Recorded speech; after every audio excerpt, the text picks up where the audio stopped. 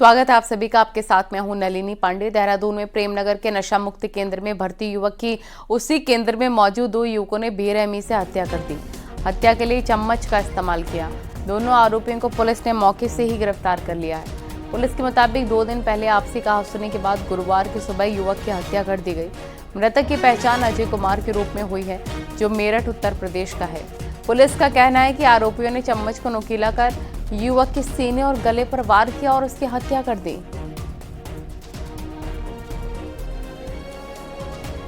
दो दिन पूर्व बताते हैं वहां पर कुछ गाली गलौज इनके आपस के बीच में कुछ बहसबाजी हुई थी, जिसको प्रबंधक द्वारा सबको दोनों पक्षों को समझा दिया गया था।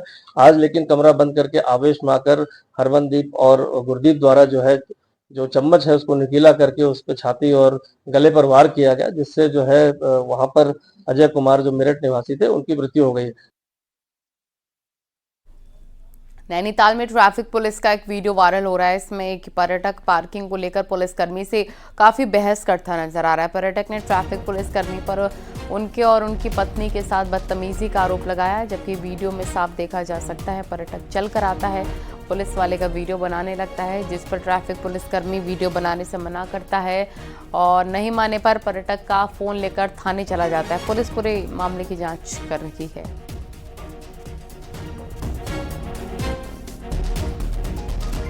सीसीटीवी देखने पर और बाकी चीजों को जांच करने पे पाया गया है कि जो टूरिस्ट है वो रॉन्ग साइड से आके और एक फुल पार्किंग में जाने का प्रयास कर रहा था, लेकिन कांस्टेबल के द्वारा उसको वहां से मना करके दूसरी पार्किंग भेजा गया।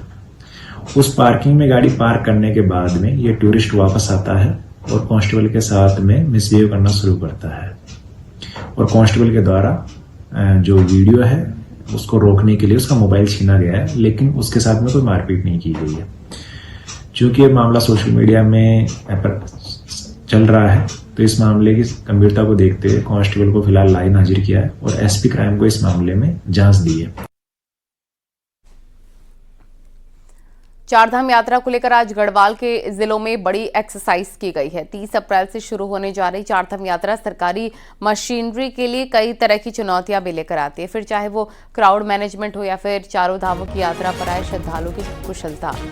इसी के मद्देनजर चारधाम यात्रा से जुड़े गढ़वाल के सभी 7 जिलों के एनडीएमए के नेतृत्व में एक बड़ी मॉक ड्रिल की गई, जिसमें इंसिडेंट रिस्पांस सिस्टम के तहत विभिन्न विभागों की तैयारियों को परखा जाएगा। इसमें सभी विभागों समेत सेना के आईटीबीपी, एनडीआरएफ, एसडीआरएफ और पुलिस के जवान शामिल रहे। इस एक्सरसाइज के तहत गढ़वाल के 7 जिलों में 15 से ज्यादा स्थानों पर काल्पनिक आपदाएं क्रिएट की गई। इसके बाद रेस्क्यू ऑपरेशन शुरू किया गया।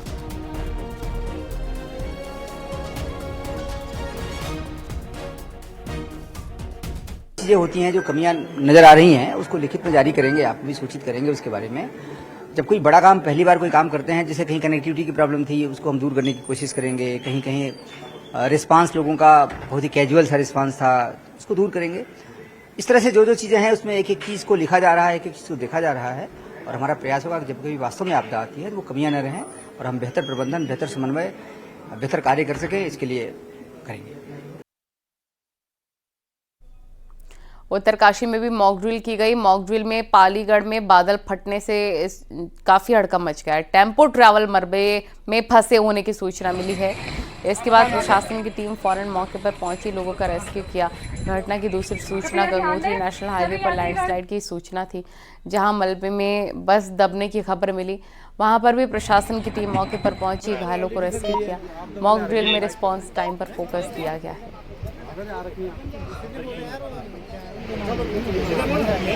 आपदा प्रबंधन की तैयारियों को रखने के लिए हरिद्वार में भी मॉक ड्रिल की गई है। इसमें हर की पैड़ी के पास भगदड़ की सूचना पर फ्लैश करके रिस्पांस टाइम को परखा गया। भगदड़ में 15 लोगों के पानी में डूबने की सूचना पर एनडीआरएफ और एसडीआरएफ के जवानों ने रेस्क्यू ऑपरेशन चलाया।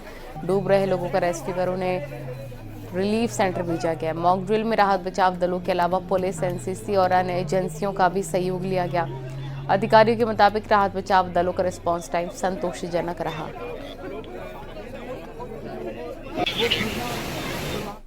उत्तराखंड में 30 अप्रैल से शुरू हो रही चारधाम यात्रा को लेकर पुलिस ने अपनी तैयारियां पूरी कर ली हैं। डीजीपी दीपम सेठ ने बताया, यात्रा रूट पर 6000 पुलिस जवान तैनात रहेंगे। इसके साथ ही 17 कंपनी पीएसी की तैनाती के साथ 15 ड्रोन से रियल टाइम मॉनिटरिंग की जाएगी। हर ज़िले में ड्रोन रहेगा जो यात्रा के लाइव फीड कंट्रोल रूम तक पहुंचाएगा। इस बार की यात्रा के लिए करीब 900 सीसीटीवी कैमरे लगाए जा रहे हैं। यात्रा मार्ग से लेकर मंदिर परिसर तक भीड़ को संभालने के लिए ट्रैफिक डायवर्जन प्लान तैयार किया गया है और हर रूट पर मौजूद रहेंगे प्रशिक्षित सुरक्षाकर्मी। पहली बार चारधाम कंट्रोल रूम भी बनाया गया है।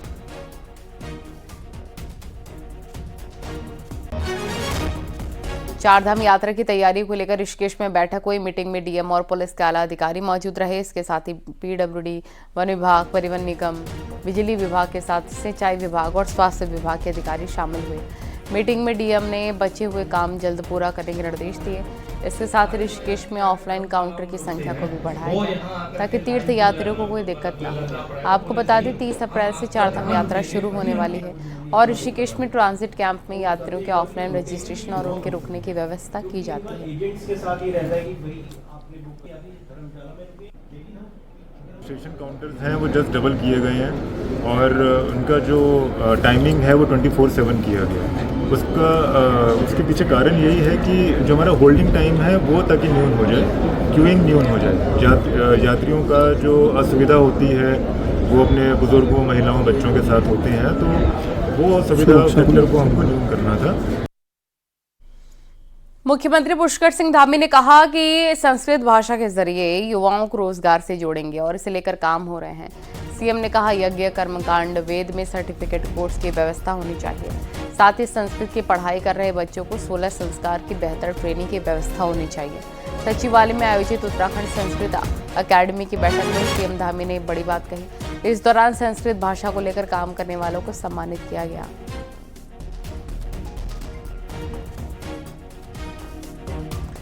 आपने अक्सर सुना होगा कि यहाँ एक्सप्रेसवे बन गया, वहाँ चारधाम रोड बन गई, लेकिन कुमाऊं के 6 जिले इस मामले में कछुआ चाल चल रहे हैं। हालात ऐसे हैं कि यहाँ पर पीडब्ल्यूडी के अधिकारी सड़कों की डीपीआर तक वक्त से नहीं बना पा रहे हैं। उत्तराखंड में नेशनल हाईवे प्रोजेक्ट का हाल ऐसा है कि इसके आगे केंद्र की मोदी सरकार के मंत्री भी बेदम दिख रहे हैं।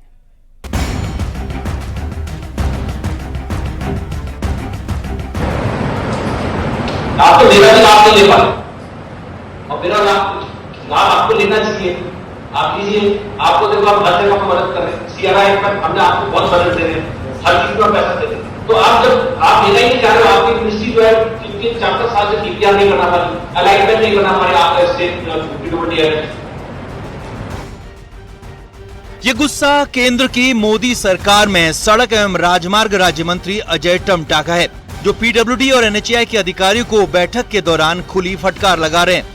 वो कह रहे हैं कि आप मेरा भी फायदा नहीं उठा रहे, आपके अधिकारी रोडों की डीपीआर और अलाइनमेंट के काम भी समय से नहीं कर पा रहे हैं। आपके अधिकारी सालों से प्रोजेक्ट लटका कर बैठे हैं। वो बकायदा शासन में पीडब्ल्यूडी के अपर सचिव को पीडब्ल्यूडी और एनएच के ढीले, लेट लतीफ और लापरवाह अधिकारियों को नोटिस देने के निर्देश भी दे रहे थे। हालांकि अधिकारियों का दावा है कि उन्होंने व्यवहारिक दिक्कतों से केंद्रीय मंत्री को रूबरू कराया। डिपार्टमेंट्स रेवेन्यू और फॉरेस्ट भी इसमें जुड़ा था, तो रेवेन्यू और फॉरेस्ट से रिलेटेड जो हमारे इश्यूज थे लैंड एक्विजिशन या फिर फॉरेस्ट डाइवर्जन केसेस के, तो वो भी हमने यहाँ पे जो है माननीय मंत्री जी को अवगत कराया है। दरअसल केंद्रीय मंत्री अजय टम्टा का गुस्सा तब अधिकारियों पर फूटा जब वो कुमाऊं के 11 राष्ट्रीय राजमार्गों के कामों की समीक्षा कर रहे थे। बैठक में केंद्र के सड़क राजमार्ग मंत्रालय से जुड़े टॉप अधिकारियों के साथ ही उत्तराखंड में पीडब्ल्यूडी से जुड़े अधिकारी भी मौजूद थे। इस दौरान फॉरेस्ट के लैंड ट्रांसफर की अड़चन सामने आई, जिस पर फॉरेस्ट अधिकारियों ने भी इस पर तेजी लाने का भरोसा दिया है। फॉरेस्ट डिपार्टमेंट के साथ साथ यूजर एजेंसी भी इन्वॉल्व होते हैं, क्योंकि उनको लैंड चाहिए और हमको लैंड देना होता है। उसके लिए वन संरक्षण एवं संवर्धन अधिनियम 2023 अभी प्रख्यापित हुआ है। इसमें बहुत सारी सुविधा दिया गया है। अगर हमने ठीक से परिपालन करें तो समय का बचत हो सकता है। दरअसल उत्तराखंड के कुमाऊं के इलाके में 11 नेशनल हाईवे हैं जिन पर काम होना है। कहीं नेशनल हाईवे को लंबा होना है, कहीं चौड़ा, कहीं कहीं टनल और पुल का काम भी होना है। लेकिन अधिकारियों की फाइलों में धीमी रफ्तार जनता पर भारी पड़ रही है। हैरानी की बात है कि जिन प्रोजेक्ट को सरकार साल 2020 में शुरू करने की हरी झंडी दिखा चुकी है, उनकी कागजी कार्रवाई तक अधिकारी समय से पूरी नहीं कर पाए हैं। ऐसे में पर्यटन सीजन में लगातार बढ़ रहे जाम से मंत्री अजय टम्टा के सब्र का बांध भी टूट गया। हल्द्वानी से न्यूज़ 18 के लिए शैलेंद्र नेगी की रिपोर्ट। देहरादून से बड़ी खबर, जहां पहलगाम आतंकी हमले के बाद दून पुलिस एक्शन में है। एसएसपी देहरादून के निर्देश पर सुरक्षा बलों की वर्दी बेचने वाली दुकानों की पहचान की जा रही है। विशेष अभियान के तहत दुकानदारों को बिना आईडी कार्ड के किसी को भी वर्दी या दूसरे सामान नहीं बेचने की सख्त हिदायत दी गई और उल्लंघन करने पर कड़ी कानूनी कार्रवाई होगी।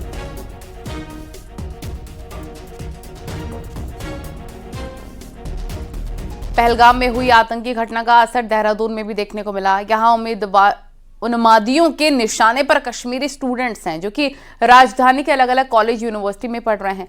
लगातार वायरल हो रहे धमकी भरे वीडियो के बाद कश्मीरी स्टूडेंट्स परेशान हैं कि अब करें तो क्या करें। देखिए।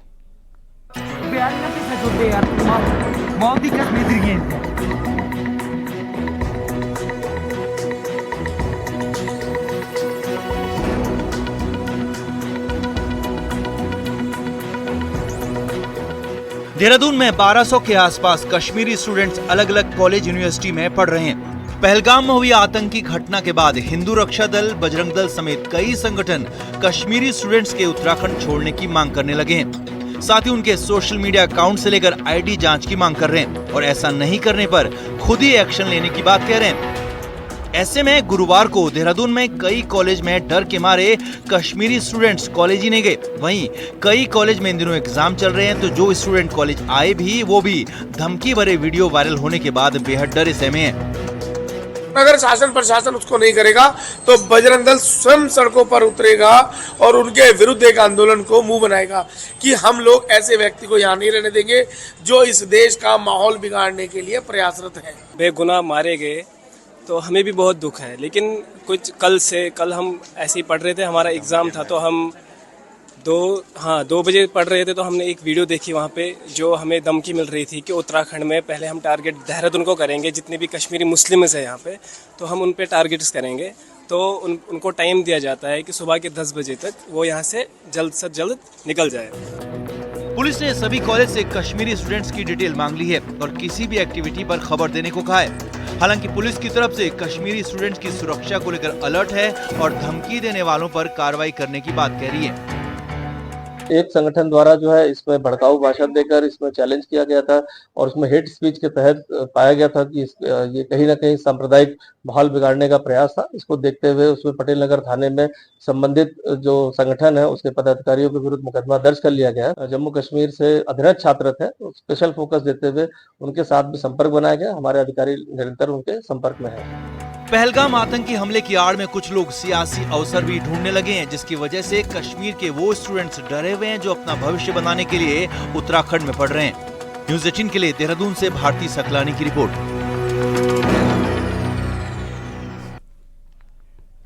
रुड़की में प्रशासन की टीम ने अतिक्रमण के खिलाफ अभियान चलाया। इस दौरान नगर निगम की टीम ने बीटीगंज से लेकर मच्छी बाजार तक सड़क पर किए गए अतिक्रमण को हटाया है। कई दुकानदारों के चालान काटे। वहीं नगर निगम की टीम ने दुकानदारों को सड़क पर अतिक्रमण न करने की हिदायत दी है और फिर से अतिक्रमण करने पर सख्त एक्शन की बात कही है। और जहाँ झाप निकले हुए हैं या फड़ आदि अव्यवस्थित तरीके से इन्क्रोचमेंट करके लगाए गए हैं तो उनके विरुद्ध चालानी की कार्रवाई भी की जा रही है। ये ह्यूमन टेंडेंसी है और इस तरह करेंगे तो उनके अभी तो चालानी कार्रवाई हो रही है, फिर सामग्री जब्त की जाएगी और उनको अधिक पनिशमेंट दिया जाएगा। कांग्रेस में बड़े नेताओं को लेकर बड़ा फैसला लिया गया है। पार्टी के सीनियर नेता अपने पॉलिटिकल प्रोग्राम खुद तय नहीं करेंगे, बल्कि पार्टी के तय प्रोग्राम के हिसाब से चलेंगे। यह आदेश प्रदेश प्रभारी शैलजा ने सभी नेताओं को दिया है ताकि पार्टी के प्रोग्राम ठीक से हो सकें और कांग्रेस को इसका फायदा मिल सके।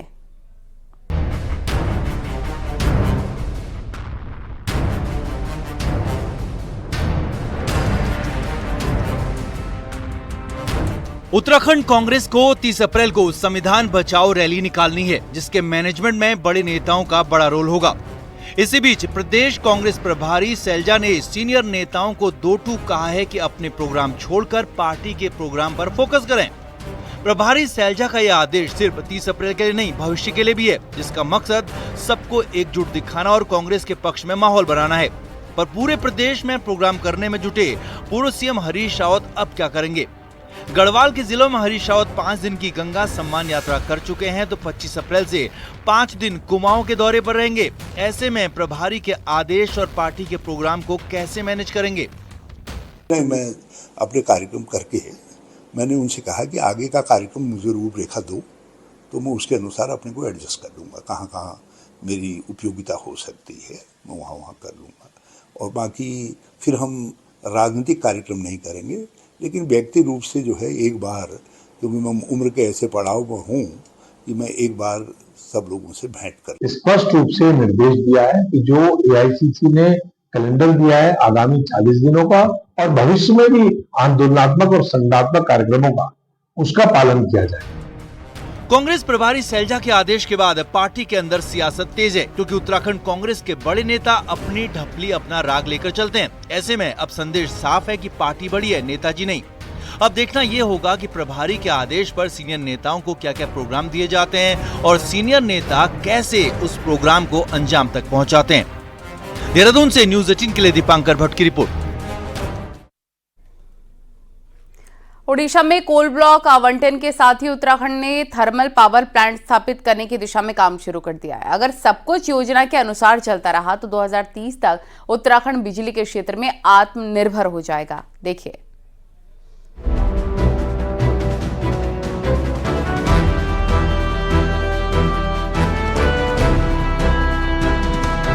उत्तराखंड को शुरू से ही ऊर्जा प्रदेश के रूप में देखा जाता रहा है, लेकिन पिछले साल जुलाई में उत्तराखंड को ओडिशा में कोल ब्लॉक आवंटित किया गया था, जहां थर्मल पावर प्लांट लगाने के लिए बीडिंग प्रोसेस शुरू कर दिया गया है। टारगेट है कि 1320 मेगावाट क्षमता वाला ये थर्मल पावर प्लांट 2030 तक तैयार हो जाए।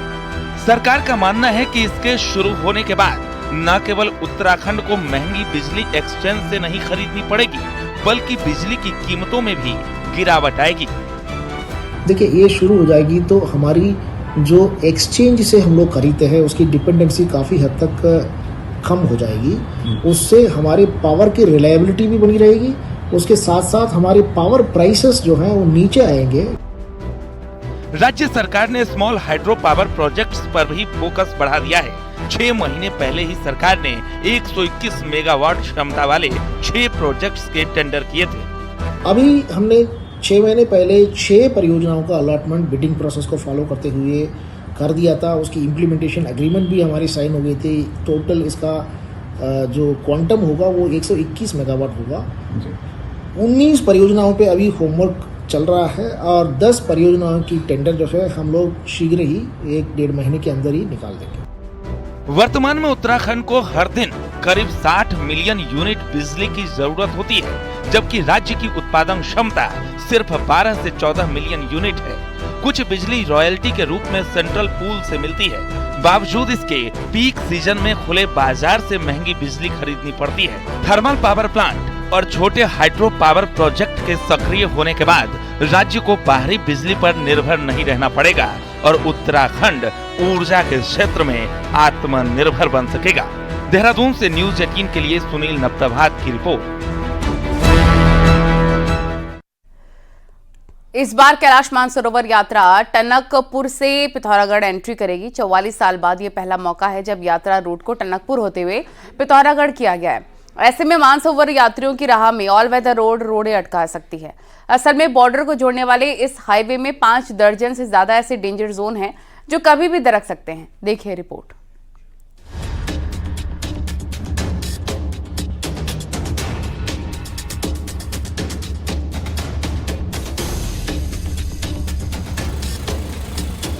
टनकपुर पिथौरागढ़ हाईवे को 1200 करोड़ की लागत से ऑल वेदर रोड में तब्दील किया गया है।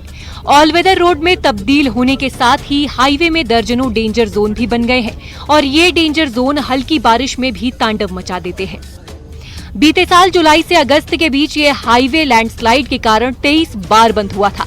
ऐसे में अब जब इसी रास्ते मानसरोवर यात्रा होनी है तो शंकाओं के बादल भी मंडराने लगे हैं। असल में इस बार मानसरोवर यात्रा 30 जून से 22 अगस्त तक होनी है और ये वो समय होता है जब पहाड़ों में मानसूनी बारिश का कहर रहता है। बरसात आते ही काफ़ी खतरा है, यहाँ पे रोड बंद रहने का रहता है। पिछले साल ही काफ़ी दिनों तक ये रोड बंद रही थी, तो अब जब उसी समय पे बरसात के समय पे ही ये यात्रा भी चलने वाली है, तो इस ऐसे में प्रशासन को ध्यान देना चाहिए कि यात्रा प्रभावित ना हो। इसके लिए पुख्ता इंतजाम पहले से वहाँ पे होने चाहिए। 5 साल के इंतजार के बाद मानसरोवर यात्रा बहाल हुई है। ऐसे में यात्रा को लेकर तैयारियां भी शुरू होने लगी हैं। ऑल वेदर रोड के कई डेंजर जोन का ट्रीटमेंट भी किया जा रहा है। बावजूद इसके दर्जनों डेंजर जोन को सुधारने का काम फाइलों में ही दौड़ रहा है। वहीं स्वाला, सिंगदा, अमोड़ी, चूरानी, बाराकोट, घाट और दिल्ली बैंड अभी भी खतरनाक बने हुए हैं। हमने स्वाला वाला जो चंपावत में है उसका भी जो है 109 जो TSDC के द्वारा दिया गया था उसमें 16 करोड़ 81 लाख रुपए का हमने स्वीकृति की है। उसका हम टेंडर करा लेंगे 2 महीने के अंदर अंदर। ऑल वेदर में तब्दील होने के बाद 150 किलोमीटर के हाईवे में सफर तो काफी आसान हुआ है, लेकिन डेंजर जोन इसकी रफ्तार में रोड़ा बने हैं। चंपावत और पिथौरागढ़ की लाइफलाइन होने के साथ ही ये हाईवे सैलानियों की भी पहली पसंद है। यही वजह है कि 44 साल बाद पहली बार मानसरोवर यात्रा भी इसी रूट से हो रही है। ऐसे में यात्रा सीजन में इस हाईवे को खुला रखना NH के लिए सबसे बड़ी चुनौती साबित होनी है। न्यूज़ 18 के लिए पिथौरागढ़ से विजयवर्धन उप्रेती की रिपोर्ट। अब आपको दिखाते हैं पहाड़ टॉप 10 न्यूज। रुड़की के मच्छी मोहल्ले में वन विभाग की टीम ने एक दुकान से प्रतिबंधित पक्षी बरामद किया है और 2 लोगों की वन विभाग की टीम ने उनको हिरासत में ले लिया है।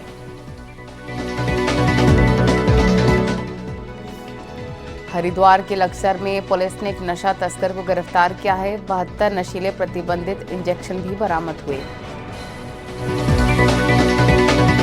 अल्मोड़ा पुलिस ने ठगी करने वाले गिरोह के 2 सदस्यों को गिरफ्तार किया है। पिछले दिनों ठगों ने एक बुजुर्ग से 5 दिनों तक डिजिटल अरेस्ट कर 7 लाख की ठगी की थी। पुलिस ने मध्य प्रदेश के आरोपी को पकड़ा। रुड़की के गंगनहर इलाके में पुलिस ने 2 अवैध तमंचों और 3 कारतूस के साथ 2 आरोपियों को गिरफ्तार किया। दोनों आरोपियों पर पहले से ही कई मुकदमे दर्ज हैं। पिथौरागढ़ में कनाली छीना के पास कार हादसे का CCTV फुटेज सामने आया है। वीडियो में साफ दिखाई दे रहा है कि संकरी रोड में कार सीधे खाई में जा गिरी। हादसे में ड्राइवर घायल हुआ था। हरिद्वार में जम्मू कश्मीर के पहलगाम में हुए आतंकी हमले के खिलाफ प्रदर्शन किया गया और आतंकवादियों के खिलाफ कड़ी कार्रवाई की मांग की गई। अल्मोड़ा में कांग्रेस ने पाकिस्तान का पुतला फूंका। जमकर पाक के खिलाफ नारेबाजी की। कांग्रेस ने PM मोदी के पाक के खिलाफ कड़ा एक्शन लेने की मांग की। हल्द्वानी मेयर गजराज बिष्ट को जिला अदालत से बड़ी राहत मिली है। गजराज बिष्ट के चुनाव को चुनौती देने वाली याचिका को जिला जज की अदालत ने खारिज कर दिया है। हरिद्वार रोड के विकास प्राधिकरण के उपाध्यक्ष ने शहर भर में चलाई जा रही विकास योजनाओं के बारे में जानकारी दी। प्रमुख सचिव मीनाक्षी सुंदरम ने चंपावत के टनकपुर का दौरा किया। इस दौरान उन्होंने एडवेंचर स्पोर्ट्स के निवेश को लेकर एडवेंचर्स और खिलाड़ियों के साथ मीटिंग की। पिछले साल अक्टूबर में सर्वर पर साइबर अटैक के बाद उत्तराखंड सरकार की ई-सेवाएं पटरी पर नहीं आ पा रही हैं। इन दिनों अपड़ी सरकार पोर्टल भी तकनीकी दिक्कतों की चपेट में है, जिसके चलते आम लोगों को कई दिक्कतों का सामना करना पड़ रहा है। अपड़ी सरकार पोर्टल पर स्थायी निवास प्रमाण पत्र, चरित्र प्रमाण पत्र, हैसियत प्रमाण पत्र, जाति प्रमाण पत्र, आय प्रमाण पत्र जैसी 800 सेवाएं ऑनलाइन उपलब्ध हैं, लेकिन पिछले 1 हफ्ते से पोर्टल काम नहीं कर रहा। बताया जा रहा है कि पोर्टल को हैंडल करने वाली संस्था ITDA ने पोर्टल के डेटा को राज्य डेटा सेंटर से नेशनल गवर्नमेंट क्लाउड में शिफ्ट किया है। इसके बाद तकनीकी दिक्कतें शुरू हुई हैं। सर मैंने बहुत टाइम से अप्लाई करने के लिए दिया है, लेकिन ये बोल रहे हैं कि साइट नहीं चल रही है और ये 5 दिन हो गए कह रहे हैं साइट नहीं चल रही है, लेकिन फॉर्म फिल हो रहा है लेकिन फीस नहीं कट रही है। एंड में ये प्रॉब्लम आ रही है। ये जो उनकी अपनी सरकार वाली साइट है, इन्होंने हमें नोटिस दिया था कि 18 से 21 तक नहीं चलेगी। उसके बाद लोग आए, हमने उन्हें बताया कि 21 तक अभी इनका सर्वर डाउन है, ये कुछ अपडेट कर रहे हैं साइट पे, फीस वगैरह बढ़ा रहे हैं। पहले 30 रुपए थी, अब 40 रुपए कर रहे हैं। तो उसके बाद 21 के बाद हमने 22 को आके ट्राई किया, लेकिन फिर भी साइट नहीं चली और अब तक आज 24 तारीख हो गई, साइट नहीं चल रही है। रुद्रप्रयाग में मंदाकिनी नदी में कचरा डाला जा रहा है। केदारनाथ से आने वाली मंदाकिनी नदी रुद्रप्रयाग में दूषित हो रही है। प्लास्टिक के कचरे के साथ कपड़े भी नदी में फेंके जा रहे हैं। इसके साथ ही बाकी की गंदगी भी नाली में डाली जा रही है।